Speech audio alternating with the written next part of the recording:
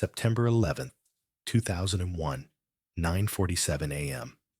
Dave Karnes is pinned under a steel beam on the 68th floor of the North Tower, smoke filling his lungs, radio dead. A hand reaches through the darkness, pulls the 240-pound Marine free like he weighs nothing. The rescuer? The homeless guy Karnes bought coffee for 3 hours earlier. "Just call me Fish," the man says, then vanishes into the smoke before Karnes can ask why he was there. 12 years pass. Karnes searches everywhere. Nothing. Then in 2013, an envelope arrives at his house. No return address. Inside, a crumpled $5 bill, the same one Karnes handed Fish that morning. Attached note reads, "You saved me first. Now we're even." But here's the thing. Karnes never told anyone his address. Fish was homeless. How did he know? Who was he really? And why did he run toward the towers when everyone else ran away? That morning started like any other Tuesday for Karnes. By 7:10 a.m., he was in line at the Starbucks on Church Street, 2 blocks from the World Trade Center, wearing his suit and carrying his briefcase. Marine Reserve, corporate job, lived by routine. Outside, he saw a man shivering on the sidewalk. 50s, beard, ragged coat that looked military. Something in the guy's posture read soldier. Karnes pulled out a $5 bill, handed it over. "Get warm," he said. The man looked up. His eyes held something Karnes couldn't place. Recognition, maybe. Gratitude. "Semper Fi," the man whispered. Karnes paused. "You serve?" The man nodded, but didn't elaborate. Just pocketed the crumpled bill and stood. Karnes went inside, ordered his coffee, forgot about it. At 8:46 a.m., American Airlines Flight 11 hit the North Tower, 16 floors above where Karnes worked. By 9:03, he was trapped. The 68th floor stairwell was chaos. Smoke, screaming, steel groaning, like the building was dying. Karnes helped 3 people down to the 64th before the second collapse wave hit. That's when the beam fell. 200 pounds of steel across his chest, pinning him against the wall. Radio dead. Smoke so thick he couldn't see his own hands. He thought about his kids. Then he felt a hand grab his wrist. Firm, steady, military grip. Someone pulled. The beam shifted. Suddenly he could breathe. Through the smoke, a figure emerged. The homeless guy, still wearing that ragged coat, face covered in dust. "On your feet, Marine," Fish said. Voice calm, almost gentle. "3 more people down this hallway. We're getting them out." Karnes tried to ask how Fish got there, why he came, but Fish was already moving. Together they pulled a woman from under debris, carried an unconscious man down 6 flights, guided a kid who couldn't stop crying. At the 58th floor, Fish turned left into the smoke. "Where are you going?" Karnes shouted. Fish didn't answer. Karnes never saw him again that day. You want to know who Dave Karnes was? He wasn't just some office worker. After 9/11, he became a legend, one of the first civilian rescuers at Ground Zero, credited with finding 2 Port Authority officers buried in the rubble. He worked the site for days without sleeping, refusing to leave until every survivor was accounted for. The real Dave Karnes was a Marine through and through, and that morning he survived because a homeless man pulled him from a collapsing building. For 12 years, Karnes searched. He hired private investigators, posted flyers in every shelter from Manhattan to Brooklyn, called every VA hospital. Nothing. "Just call me Fish." That's all he had. No last name, no address, no records. It was like the guy evaporated. Then in June 2013, a manila envelope arrived at Karnes' house in Connecticut. No return address, no note. Just a crumpled $5 bill wrapped in tissue paper. Karnes held it under the light. Coffee stain on one corner. concrete dust embedded in the creases. His handwriting on the back, Church St. Starbucks, 71101. He'd written it that morning as a reminder for his expense report. This was the same bill, 12 years later. Detective Maria Ruiz took the case in early 2014 when Karnes filed a missing persons report. She'd worked cold cases for 8 years, specialized in unidentified John Does from major incidents. Ground Zero had plenty. The file she inherited was thin: surveillance footage from a Starbucks, witness statements from 3 survivors who remembered a homeless guy with a military voice, and 1 partial fingerprint lifted from a coffee cup found in the rubble. Ruiz ran the print. It pinged a military database. Name: James Fisher. Codename: Fish. Air Force Pararescue. Served in Afghanistan from 1995 to 1997. Dishonorable discharge. Details classified. After that, Fisher disappeared from all official records. No VA claims, no benefits, no employment history. He went ghost in 1998. Ruiz filed a Freedom of Information Act request. Took 14 months. When the documents finally arrived, heavily redacted, she learned why Fisher vanished. In March 1997, Fisher's unit attempted a rescue mission in Kandahar province. 47 American soldiers pinned down by enemy fire. Fisher disobeyed direct orders, went in alone, pulled out all 47. Mission success, except Fisher's squad, sent to cover his exit, got ambushed. All 6 killed. Court-martial verdict: heroic intent, catastrophic judgment, dishonorable discharge. Fisher believed he traded 6 lives for 47. The math never balanced in his mind. According to people who knew him, Fisher never forgave himself. He left the military in shame, refused his discharge pay, disappeared into the streets. One VA counselor remembered him from a Brooklyn clinic in late 1998. He said he didn't deserve a roof. Said every night he slept inside was stolen from the 6 who died covering him. Fisher lived homeless for 3 years, moving between shelters, working day labor when he could. Then in 1999, he saw something on the news that changed his trajectory. Dave Karnes, Marine, reservist, testifying before Congress about homeless veteran housing. Karnes pushed for expanded VA funding, argued that soldiers who served deserved dignity. The bill passed.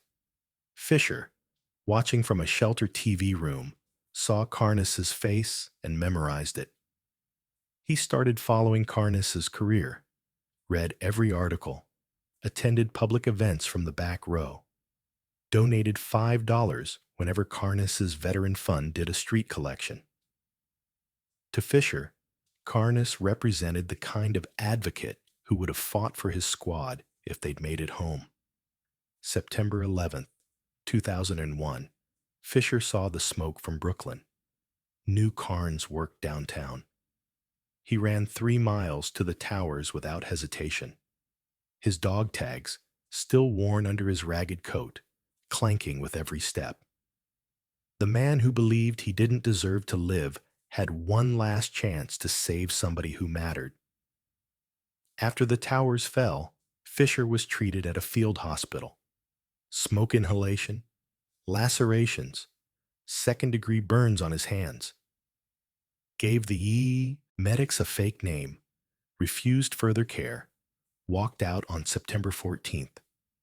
Surveillance cameras caught him taking the subway to Brooklyn, then nothing. He checked into a homeless shelter on Atlantic Avenue under the name Fish. No last name provided. Paid in cash for his bunk.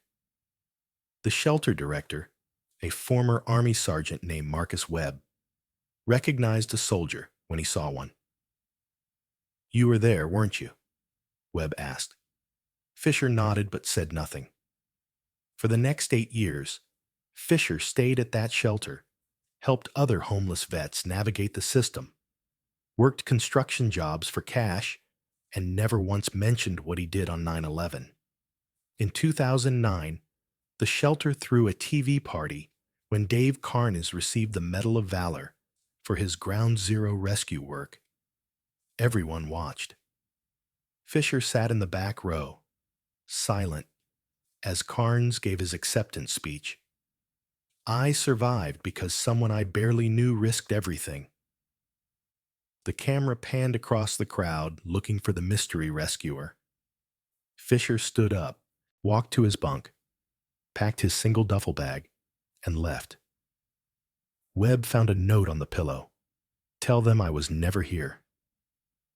By morning, Fisher had disappeared again, moved to the Bronx, rented a studio apartment under a fake name, kept working construction, kept his head down. Karnes hired a private investigator in 2010, desperate for answers. The investigator, a former NYPD detective named Lou Romano, found Marcus Webb at the Atlantic Avenue shelter. Webb was reluctant to talk, said Fisher swore him to silence, but eventually broke when Romano explained Karnes just wanted to say thank you. Fish said he didn't deserve parades, Webb told Romano, said the real heroes were the ones who didn't make it. Webb provided one lead. Fisher attended a funeral in 2011 at Calverton National Cemetery. The deceased was Marcus Webb's brother, Samuel Webb, who died in Afghanistan in 1997. Romano pulled the funeral registry. James Fisher signed it. The address listed was a Bronx studio. By the time Romano got there, Fisher had moved. But the landlord remembered him, kept the place spotless, military corners on the bed, paid 3 months ahead, left 1 month early, forfeited the deposit. Romano found one photo, Fisher standing at Samuel Webb's grave, head bowed, dog tags visible against his chest. The investigator noticed something else, 5 other graves nearby, all from the same unit, all died, March 1997, Kandahar Province. Fisher had been visiting his entire squad. Every month for over a decade, Fisher cleaned their headstones, left flowers, whispered apologies no one else could hear. Romano showed Karnes the photo. He's been carrying this for 15 years, Romano said. Karnes stared at the image. We need to find him.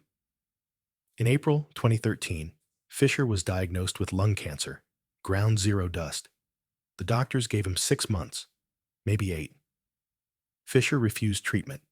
He rented a mailbox, spent his savings on one last task. He found Karnes' address, not hard public records for a decorated veteran, and wrote a note on the back of the $5 bill Karnes had given him 12 years earlier. 4 words, you saved me first. Then below it, now we're even. He mailed it in June. 6 weeks later, James Fisher died alone in a Brooklyn hospice. No family present, no funeral arrangements made. The VA buried him with full military honors at Calverton National Cemetery, despite the dishonorable discharge. Some records clerk noticed his Afghanistan service and overrode the restriction. 17 other veterans were buried that same day. Karnes didn't know Fisher was dead. He was still searching, still hoping to find the man and thank him properly. Then in August 2013, a second envelope arrived at Karnes' house. This one contained a key, small, brass, with a number stamped on it, 3M47. A storage unit tag dangled from the chain. No note, no explanation. Just a key and an address in Queens. Karnes drove there immediately, hands shaking as he unlocked Unit 347. Inside, a military footlocker, green metal, scratched and dented. Karnes lifted the lid. The smell hit him first. Old canvas, gun oil, the faint trace of desert sand that never quite washes out. Inside the footlocker, 3 leather-bound journals, a stack of photos, a purple heart still in its case, and 48 letters, all sealed, all addressed to families Fisher had never contacted. Karnes opened the first journal. Page 1, dated September 11th, 2001. Today I saved them all. The next 47 entries were tributes, one for each soldier Fisher saved in Afghanistan. Names, ranks, hometowns, details Fisher remembered about each man. Entry 48, dated September 11th, 2001, 10:15 p.m. Dave Karnes, Marine, advocate, the man who fights for soldiers like me. Today, I repaid the debt. Karnes read every page, discovered Fisher had been following him since 1999, attended Karnes' congressional testimony, donated anonymously to veteran causes, even showed up at Karnes' public speeches, and stood in the back. September 11th, Fisher saw the smoke from his Brooklyn apartment. Knew Karnes worked downtown. He ran 3 miles without stopping, arrived as the first tower burned, pulled 11 people total from the North Tower before it collapsed. Karnes was first. The journal entries ended September 14th, 2001. My debt is paid. I can rest now. But Fisher didn't rest. He kept working, kept helping other homeless vets, kept visiting those graves at Calverton. Karnes found one final item at the bottom of the footlocker, a set of dog tags. Fisher's name, blood type, service number. Karnes turned them over. On the back, engraved in tiny letters, 48 names. His squad's 6 names. The 47 he saved in Afghanistan, and at the very bottom, Dave Karnes. Karnes spent the next year tracking down the other 10 people Fisher saved on 9/11. None knew the rescuer's name. All remembered the same details. Homeless man, calm voice, military, precision. A woman named Sarah Chen told Karnes that Fisher carried her 3-month-old daughter down 40 flights, while Sarah, injured, followed behind. He never stopped talking to her, Sarah said. Kept saying, "You're okay, sweetheart. We're going home." She's 13 now. I've told her the story 100 times. A banker named Robert Mills remembered Fisher pulling him from under a collapsed desk, guiding him through smoke so thick Mills couldn't see his own feet. He knew exactly where to go, Mills said, like he'd memorized the building layout. An elderly security guard named Thomas Park said Fisher physically lifted him onto his back when Park's legs gave out on the 52nd floor. I weighed 220 pounds. He carried me like I was a child. Every person Fisher saved that day had one thing in common. They were all alive because a homeless man believed one morning of redemption might balance 15 years of guilt. Karnes realized the cycle Fisher had created. Fisher saved Karnes, but Karnes' advocacy for homeless veterans had given Fisher's community hope, funding, and shelter. Who saved whom? Who owed what? By late 2014, Karnes learned Fisher was dead. He visited Calverton National Cemetery, found Fisher's grave in Section 61, Plot 847. The groundskeeper, an old Marine named Eddie Reyes, recognized Karnes from TV. "You knew Fish?" Reyes asked. Karnes nodded. Reyes pointed to 6 graves nearby. He came here every month, cleaned these stones personally. Never missed. Those 6 graves belonged to Fisher's squad, the soldiers who died in Kandahar covering his unsanctioned rescue in 1997. Sergeant Michael Torres, Corporal Lisa Hernandez, Private First Class David Kim, Specialist Brandon Wright, Staff Sergeant Nicole Foster, Airman First Class Eric Monroe, all killed March 14, 1997, age range 22 to 34. Fisher spent 15 years visiting their graves, believing he traded their lives for 47 strangers. The math never balanced. But here's what Fisher didn't know. Those 47 soldiers he saved went on to live full lives: marriages, children, careers. Combined, they raised 183 kids. Several became doctors, teachers, firefighters. One became a senator. Another started a veterans' mental health nonprofit. The ripple effect of Fisher's decision in Afghanistan: thousands of lives touched, improved, saved. And on September 11th, Fisher added 11 more names to that legacy, including Dave Karnes, who would go on to rescue 2 Port Authority officers at Ground Zero and advocate for homeless veteran housing that helped over 10,000 vets find shelter between 2001 and 2015. Fisher died believing he'd failed. He never saw the full scope of what he'd actually done. Karnes stood at Fisher's grave, holding the dog tags with 48 names engraved on the back. "You saved more than you knew," Karnes whispered. Then he noticed something.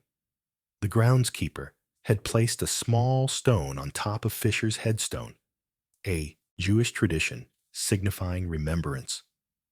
"Who left that?" Karnes asked. Reyes smiled. "Every week someone new. Word got around. People Fish helped, people he saved, people who never met him but heard his story. They come, they leave stones. There's probably 200 in that pile now." In January 2015, Karnes held a press conference at the 9/11 memorial. He revealed Fisher's full identity, told the complete story: the dishonorable discharge, the 15 years of homelessness, the 47 soldiers saved in Afghanistan, the 11 people pulled from the towers. Media coverage exploded. The ghost of Ground Zero became a national story. CNN, Fox, MSNBC, NPR, everyone covered it. Fisher's dishonorable discharge became a flashpoint. Veterans groups rallied, petitioned Congress, demanded posthumous exoneration. By June 2015, the Air Force formally overturned the discharge, upgraded it to honorable, and awarded Fisher the Silver Star for his actions in Afghanistan. His family, an estranged sister who hadn't seen him in 20 years, attended the ceremony at Arlington. She told reporters, "Jimmy never forgave himself. He believed he was a failure. I wish he'd lived to see this." The homeless veteran community in New York organized, called it the Fisher Fund. Dave Karnes donated all his speaking fees, approximately $47,000 in 2015 alone. Within 3 months, the fund raised over $2 million, used to create transitional housing for homeless veterans with PTSD. The first building opened in Brooklyn in 2016, capacity for 80 residents, named the James Fisher House. A plaque in the lobby read, "For the man who believed he didn't deserve shelter, so he made sure others had it." Karnes attended the ribbon cutting. He brought the crumpled $5 bill, now framed, and hung it in the lobby. Below it, a smaller plaque. "You saved me first. Now we're even. Fish, September 11, 2001. That $5 bill became a symbol. Residents touched it for luck. Visitors photographed it. It represented the idea that even the smallest gesture, buying a homeless man coffee, can ripple into something monumental. By 2016, the story had transformed into a movement. Dave Karnes returned to the Starbucks on Church Street, rebuilt after 9/11, now a memorial site, and bought a coffee. This time, he left a $5 bill on the counter with a note: "For whoever needs it." The barista, a young woman named Mia Torres, read the note, smiled, and tucked the bill into a jar labeled "Pay It Forward." "Someone started doing this every day after your story went viral," she told Karnes. "We've collected over $3,000. Give it to homeless vets every month." Karnes felt something break open inside him. The cycle Fisher created, one act of kindness returned, multiplied, spread like a virus of decency through a city that desperately needed it. By year's end, the hashtag the $5 saved me trended nationally. People shared stories. A $5 meal that kept them alive, a $5 bus fare that got them to a job interview, a $5 donation that became a scholarship. The movement wasn't about money. It was about seeing people, acknowledging their humanity, refusing to walk past suffering without stopping. Karnes still keeps Fisher's original $5 bill in his office, framed under glass. The coffee stain is still visible. So is the concrete dust. And if you look closely, under the right light, you can see Fisher's handwriting on the back. You saved me first. 4 words that carried more weight than any medal. Karnes never met Fisher's family before the man died. Never got to thank him properly. But every day, Karnes wakes up in a world where Fisher's legacy lives. In housing, in advocacy, in the simple act of buying a stranger coffee and actually seeing them as human. Sometimes, the smallest gesture is the foundation everything else stands on. That crumpled $5 bill changed hands twice. Once outside a Starbucks in 2001, once in an envelope 12 years later, and both times it carried a message larger than its value. Fisher believed he was paying a debt. Karnes believed he was showing basic decency. Neither man understood in the moment what they were really doing. They were building a bridge between 2 lives that would eventually hold thousands. Fisher died believing he'd failed 6 soldiers in Afghanistan. He never knew those 47 men he saved went on to create ripples of their own. Families, careers, contributions that compounded across decades. He never knew the 11 people he pulled from the towers on 9/11 would go on to raise 28 children, start 4 businesses, and dedicate their lives to service. He never knew Dave Karnes would use that $5 bill to spark a nationwide movement that helped over 10,000 homeless veterans find housing. The math Fisher tried to balance, 6 lives lost versus 47 saved, was flawed from the start. Lives don't subtract. They multiply. Every person saved creates infinite branches of possibility. Every small act of kindness compounds in ways the giver never witnesses. That $5 bill sits in Karnes' office now, a museum piece made of paper and memory. It's just currency. No magical properties, no special powers. But it represents a truth Fisher never lived to understand. You don't save people to balance a ledger. You save them because one human reaching for another in the darkness is the only math that ever mattered. And you never know which $5 bill will come back to you.